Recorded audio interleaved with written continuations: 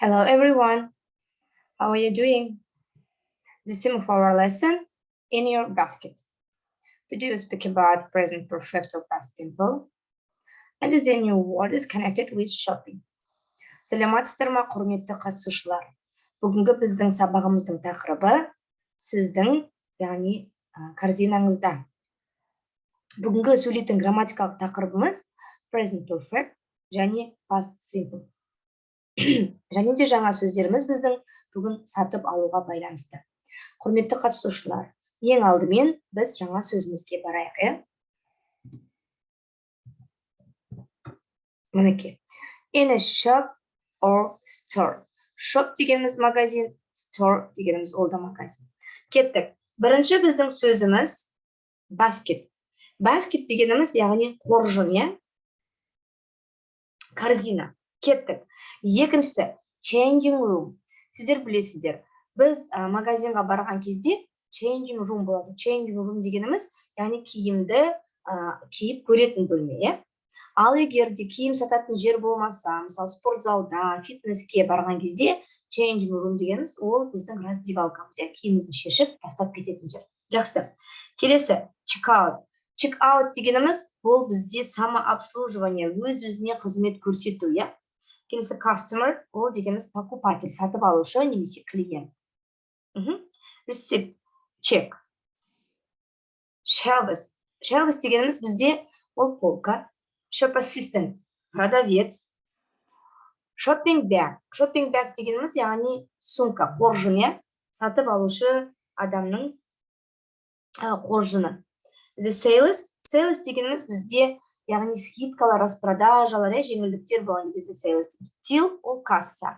Trolley. Trolley дегеніміз бізде яғни коляска, арба, біз сүйрейтін арбаларымыз. Яғни мына сөздерді жаттап алыңыздар. Бүгін осы сөздермен жұмыс жасаймыз. Енді біз бұл демонстрациямызды тоқтатып, келесі демонстрациямыз, яғни грамматикалық тақырыпқа көшейік. Сіздер білесіздер, present perfect дегеніміз не, және past simple дегеніміз не. Мен бірінші сіздерге олардың жасалатын жолын айтып кетейін. Present perfect мінекей.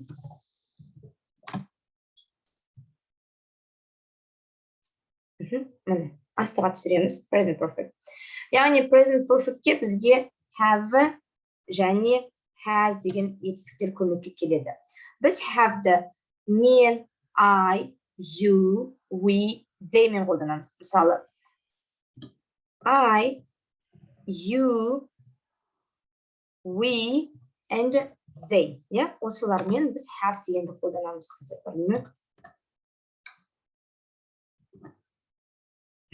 Have. Яғни мінекей have. Ал үшінші жақта he, she, itте біз has дегенді қолданамыз міндетті түрде. Және бізде present perfectте have-тен кейін егер бізде дұрыс етістік болса, онда ол бізде еді жалғанады. Played. Ал егер де ол бізде бұрыс етістік болса, онда оның үшінші жағы жалғанады. Has, seen. Мысалы, неге seen?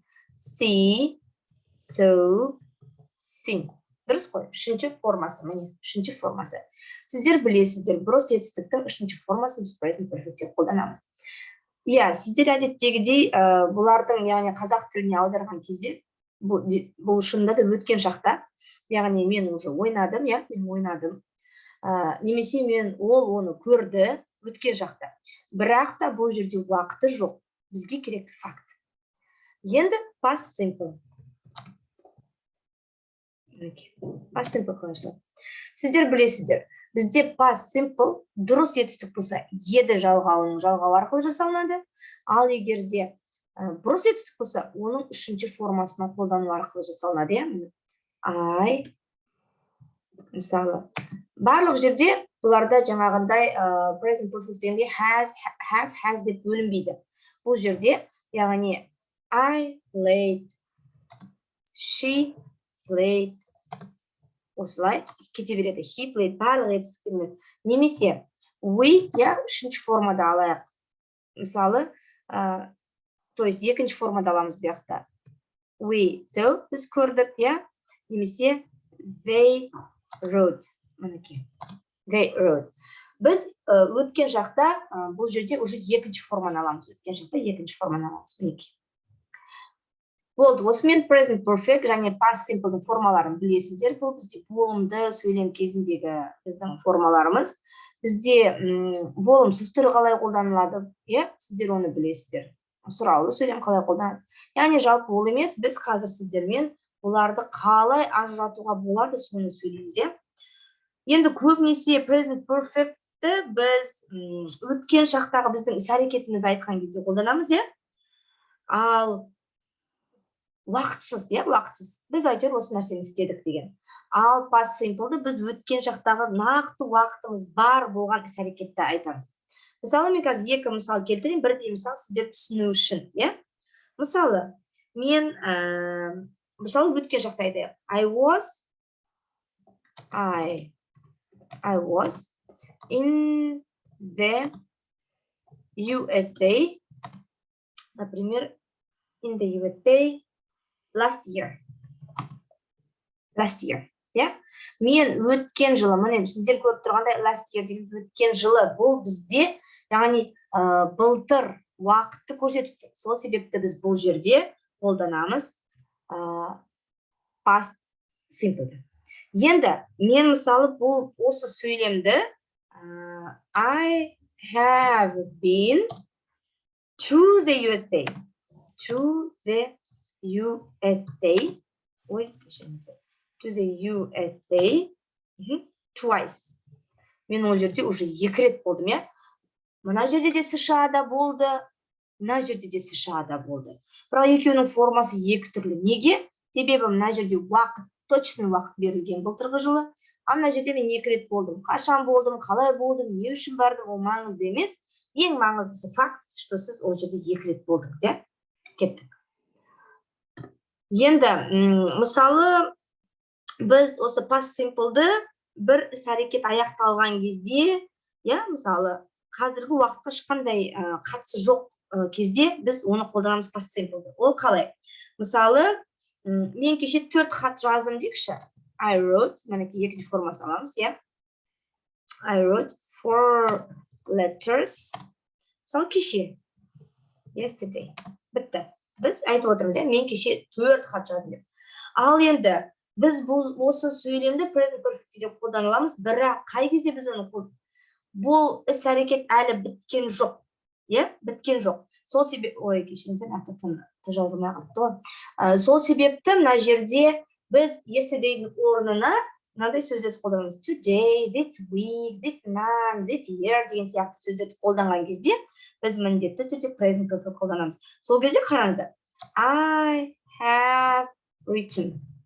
I have written 4 letters today. Міне. Енді мынаны қараңыз, бұл да өткен шақ қой. Бүгін жаздым мен, өтіп кетіп отыр ғой. Мен жазып қойдым ғой оны. Түсінікті ғой, today. Мен жазып қойдым. I have written 4 letters today. Енді мен жақшаның ішіне қандай сөздермен осы present perfect қолданатынымызды жазып кетейін, Мысалы, ол бізде this week. This week. Ары қарай. This month. This year. Яғни осындай сөздер бар кезде, yesterday'дің орнына біз осы сөздерді қолданған кезде біз present perfect қолданамыз. Түсінікті, Енді біз бір адамдардан сұрақ қойып жатқан кезде, бір нәрсе туралы расспрашивать етамыз ғой. Әңгімелесіп, не только әңгіме, сұрастырып жатқан кезде біз көбінесе present perfect қолданамыз. Ал past simple біз мысалы адамдарды бір қандай да бір детальдарын сұрап жатқан кезде қолданамыз, Мысалы, мынандай сұрақ қойықшы. Қалай істесек болады? Мысалы, сен когда-нибудь, сұрақ қойық, сұрақ қойғанда have you, сұрақ қойғанда білесіздер, have алдыға шығып кететін. Have you ever drive a bus дейікші, автобус айдадың ба дейік, A bus. Have you ever driven a bus? Все. Енді бұл жерде біз сұрап отырмыз, жай ғана сіз когда-либо әйтеуір айдадыңыз ба машинеде, иә? Ал егерде біз мына осы машинені сен қаяқта айдадың, немесе сен машинені қайда айдадың, иә? Қай уақытта айдадың деп білгіміз келсе, онда біз оны міндетті түрде өткен шақта қолданамыз. Мысалы, where did you drive it? Немесе drive a bus. Иә? Қайда айдадың? Немесе қашан?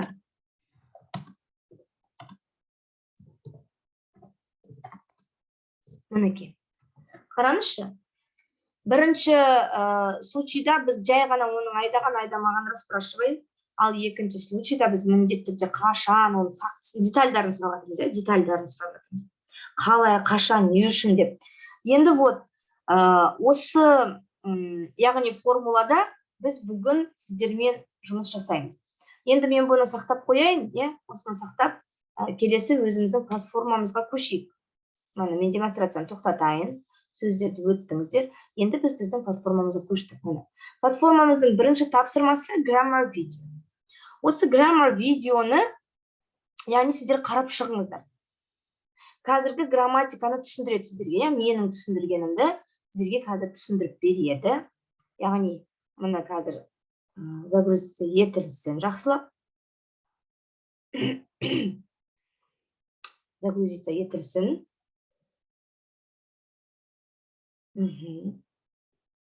Ал кеттік. Қарайсыздар. Осыны қарап болғаннан кейін, мінекей, ары қарай келесі тапсырмаларды орындауға көшеміз. Present perfect tense frequently use adverbs. Ever, never, yes, and already. Hi, Nikki. Hey, Naomi.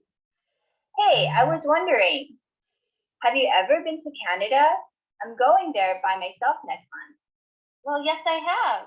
Actually, I go to Canada quite often to see family, but I've never gone alone. Do you often travel alone? Well, no, I haven't tried it yet. Next month will be my first time. It should be great. Canada is a very beautiful and safe place. I recommend going to Quebec City. It's my favorite city. Oh, really? I wish I had spoken to you earlier. I've already purchased my plane ticket to Vancouver. Oh, yeah? Well, Vancouver is great too. In the conversation, you heard the present perfect tense used with different adverbs. Have you ever been to Canada? I've never gone alone. I haven't tried it yet. I've already purchased the plane ticket. Ever is used most often to make questions. Questions like, have you ever been to Canada? Which is an affirmative question, but you can also make negative questions using ever, like, haven't you ever been to Canada? Using have with not. The negative question, like all negative questions, just express a surprise. But both forms of ever are asking if you've ever experienced something at some point in your life. Never is like the opposite of ever. It is used in statement form, and it means you have not ever experienced something at any time in your life. Like when Nikki says, I've never gone alone, which means that she has never in her life gone to Canada alone. Yet it's like ever because it can be used to form questions, but you can also use it to form negative statements, like, I haven't tried it yet. Yet focuses on the idea that there's an action not finished or completed, but you believe you will. Naomi believes she will go to Canada and travel alone, so she uses yet. I haven't tried it yet. Already can also be used to form questions, but the statement forms are usually in the affirmative, like when Naomi says, I've already purchased the plane ticket. So as we can see in the sentence, already focuses on a finished action that does not need to be done again. The action is done. Naomi does not plan to buy another ticket. Let's look at some more examples, starting with ever and never, which are often used together in conversation. Have you ever ridden an elephant?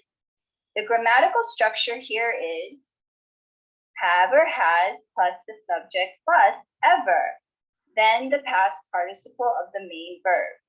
Have you ever ridden? If someone asked you this question, how would you answer? You could simply answer with, Yes, I have. which just means, Yes, I have ridden an elephant. or maybe your answer is, No, I haven't. and this just means, No, I have never ridden an elephant. noted. Notice where never is in the sentence. After the subject comes have or had, and never plus the past participle. I have never ridden. Remember not to use not. Жалпы мінекей сіздер қазір көріп отырғандай always, just, yet, ever, never деген сөздермен ағылшын тілінде біз көбінесе present perfect қолданамыз, иә. Бірақ енді past simpleмен де қолдануға болады, ол бірақ та британский ағылшын тілінде емес. Енді сіздер көріп отырғандай yet дегеніміз, иә, тек қана болымсыз сөйлемде және сұраулы сөйлемде қолданылады. Сұраулы сөйлемде және болымсыз сөйлемде олар сөйлемнің аяғында қолданады, иә. Already дегеніміз біздің қосымша етістік have-тан кейін қолданады міндетті түрде. Ever дегенімізде, never дегенімізде, яғни сол жерде қолданады. Енді сіздер түсініп отырсыздар, иә? Ары қарай келесі тапсырмамызға көшейік. Біздің келесі тапсырмамыз listening, тыңдау тапсырмасы. Яғни ол осы жерде мына видео, аудионы то есть ашасыздар. Мына бүгінгі сөздердің, яғни аудармасы. Бұл жерде сіздер суретке қарап, бұл сөздерді бір-бірімен қойып шығу керексіздер. Оны қойып шығу үшін алдымен сіздерге мына жаңа сөздерді жаттап алу керек. Болды, осыны жаттап аласыздар. Аудиодан тыңдайсыздар, мынаға қандай сөздер жетіспейді, сол сөздерді қойып шығасыздар. Және мына видите ответ деген жерге жаза қоясыздар. Жақсы, ары қарай. Келесі біздің тапсырмамыз бізде writing. Writing тапсырмасында біз көбінесе мінеке, present perfect осы видеоны қарап шыға қоямыз. Қарап болғаннан кейін қараңыздар. Мына жақшаның ішіндегі сөздерді дұрыс формада қойып шығуымыз керек. Видеоны көріп болғаннан кейін present perfectте.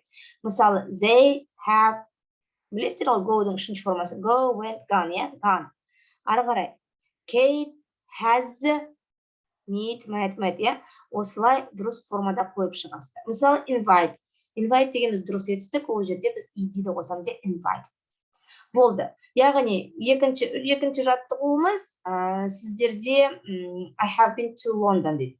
Енді осы жерде never, немесе ever деген сөз қою керекпіз. Жаңа сіздер видео көрдіңіздер.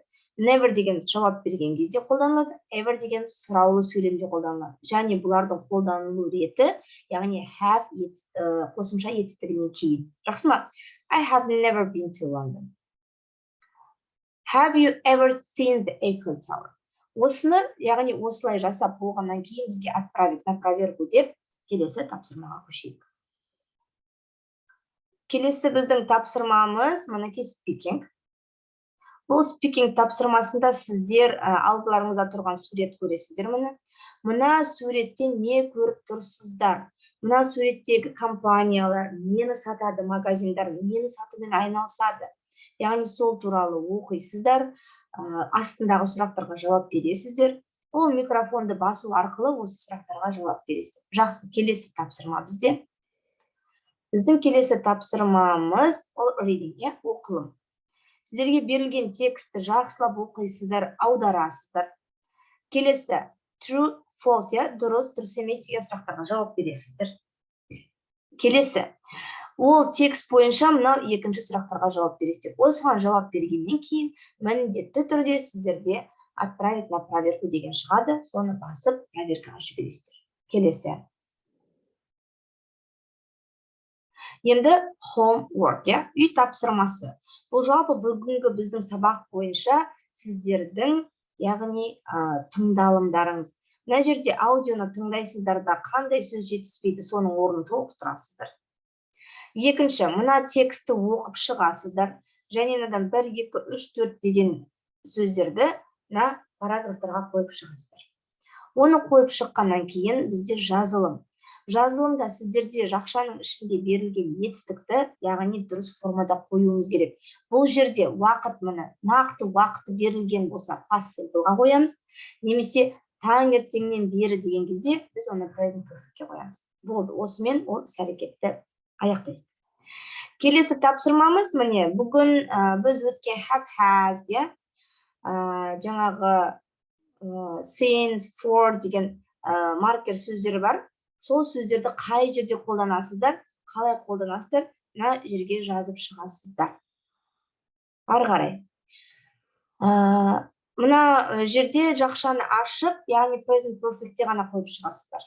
Тек қана present perfect. Мысалы, Arthur has waited, яғни has waited for you for 2 hours деп. Осы тапсырманы орындап болғаннан кейін, яғни бұл тапсырманы отправить на проверку дегенді басасыздар. Сонымен сабақ үй тапсырмасы аяқталды. Құрметті қатысушылар, егер де сіздерде бүгінгі сабақ бойынша сұрақ туындайтын болса, немесе платформа бойынша сіздерде сұрақ туындап жатса, біздің общий чатымызға жазыңыздар. Сол жерде барлық сұрақтарыңызға жауап аласыздар.